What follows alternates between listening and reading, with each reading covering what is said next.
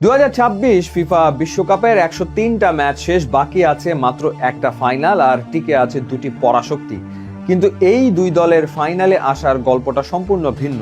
FIFA ranking এর 1 নম্বর দল বনাম 2 নম্বর দলের এই লড়াই শুধু দুটি দেশের নয়, এটি আসলে ফুটবলের দুটি সম্পূর্ণ বিপরীত দর্শনের যুদ্ধ। একদল মাঠে আনে চূড়ান্ত শৃঙ্খলা ও নিখুঁত পরিকল্পনা, অন্য দল ভালোবাসে মাঠের ভেতর বিশৃঙ্খলা তৈরি করে খাদের কিনারা থেকে নাটকীয়ভাবে ম্যাচ ছিনিয়ে নিতে। স্পেনের সুশৃঙ্খল ফুটবল বনাম আর্জেন্টিনার লেট ম্যাচ ম্যাজিক। রবিবারের মেগা ফাইনালে কার জয় হবে? চলতি টুর্নামেন্টে আর্জেন্টিনার পারফরমেন্স নিয়ে সমালোচকদের কম কথা শুনতে হয়নি, কিন্তু কোচ লিওনেল স্কালোনি স্পষ্ট জানিয়ে দিয়েছেন, দল যদি খারাপই খেলবে তবে ফাইনালে উঠল কিভাবে। আসলে আর্জেন্টিনার ফাইনালে আসার পথটা ছিল এক চরম roller coaster ride. Round of 32-এ কেপ ভার্দেকে 3-2 গোলে হারানো, রাউন্ড অফ 16-এ মিশরের বিপক্ষে 78 মিনিট পর্যন্ত 0-2 গোলে পিছিয়ে থেকেও মাত্র 14 মিনিটে 3 গোল করে রূপকথা লেখা, কিংবা কোয়ার্টারে সুইজারল্যান্ডের বিপক্ষে অতিরিক্ত সময়ের নাটকীয়তা, সবই যেন এক অদ্ভুত ম্যাজিক। আর সেমিফাইনালে তো 84 মিনিট পর্যন্ত এগিয়ে থাকা ইংল্যান্ডকে মাত্র 7 মিনিটে 2 গোল দিয়ে স্তব্ধ করে দিল আলবিসেলেস্তারা। আর্জেন্টিনা যেন জেনে শুনেই ম্যাচকে কঠিন করে তোলে, প্রতিপক্ষকে ক্লান্ত করে আর ঠিক 70 মিনিটের পর এক ভয়ঙ্কর রূপ ধারণ করে। তাদের সবচেয়ে বড় শক্তি হলো সীমাহীন ধৈর্য, স্টেমিনা এবং হার না মানার মানসিকতা। আর্জেন্টিনা যেখানে ম্যাচকে রোমাঞ্চকর আর আনপ্রেডিক্টেবল বানাতে ভালোবাসে, স্পেনের দর্শন তার ঠিক উল্টো। Spanish coach Luis de la Fuente ম্যাচকে কখনো কন্ট্রোলের বাইরে যেতেই দেন না। নকআউটে পর্তুগাল, বেলজিয়াম আর ফ্রান্সের বিপক্ষে স্পেনের জয়গুলো দেখলেই তা বোঝা যায়।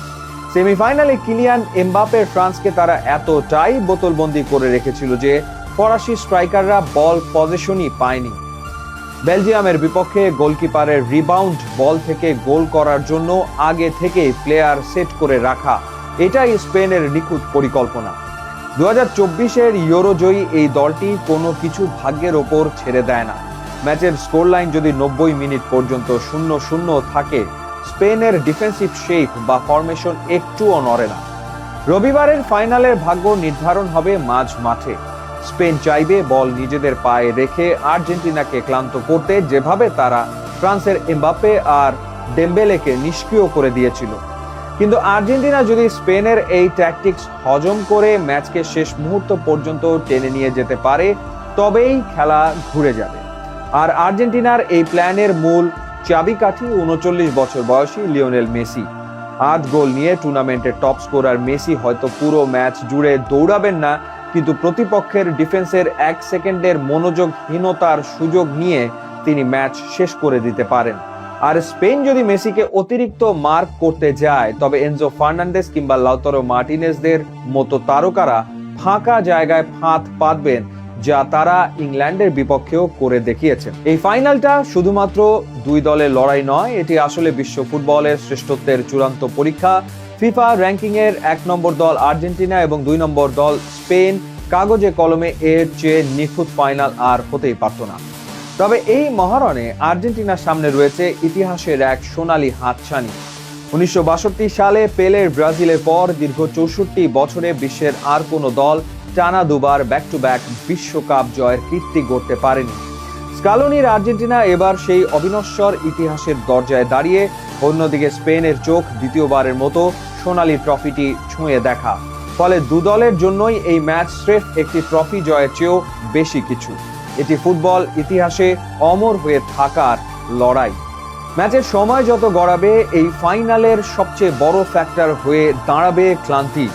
আর্জেন্টিনা নক আউটের প্রতিটা ম্যাচ নিজেদের সবটুকু নিংড়ে দিয়ে খেলেছে, যার মধ্যে দুবার ম্যাচ গড়িয়েছে অতিরিক্ত সময়।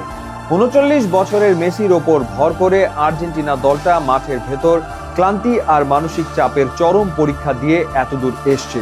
আর ঠিক এখানেই আর্জেন্টিনা সবচেয়ে বড় অস্ত্র হতে পারে তাদের স্টেমিনা ও মেন্টালিটি। অন্যদিকে স্পেন ম্যাচ শুরু হওয়া থেকে শেষ বাঁশি পর্যন্ত একই গতি এবং ছন্দে খেলে অভ্যস্ত। এখন দেখার বিষয়, ম্যাচের 70 মিনিটের পর আর্জেন্টিনার সেই চেনা লেট ম্যাচ এনার্জি স্পেনের এই স্পাত কঠিন ডিফেন্সের দেয়ালে ফাটল ধরাতে পারে কিনা। তাহলে রোববারের নিউ ইয়র্কের ফাইনালে শেষ হাসি কে হাসবে? স্পেনের নিখুঁত শৃঙ্খলা ও ভুলহীন ফুটবল, নাকি আর্জেন্টিনার শেষ মুহূর্তের জাদুকরী বিশৃঙ্খল আর মেসির অবিশ্বাস্য ক্ষুধা? 1962 সালের ব্রাজিলের পর প্রথম দল হিসেবে আর্জেন্টিনা কি পারবে ব্যাক টু ব্যাক বিশ্বকাপ জিতে ইতিহাস গড়তে, নাকি স্পেন দ্বিতীয়বারের মতো বিশ্বজয় করবে? আপনার ট্যাকটিক্যাল প্রেডিকশন কি কমেন্ট করে আমাদের জানান।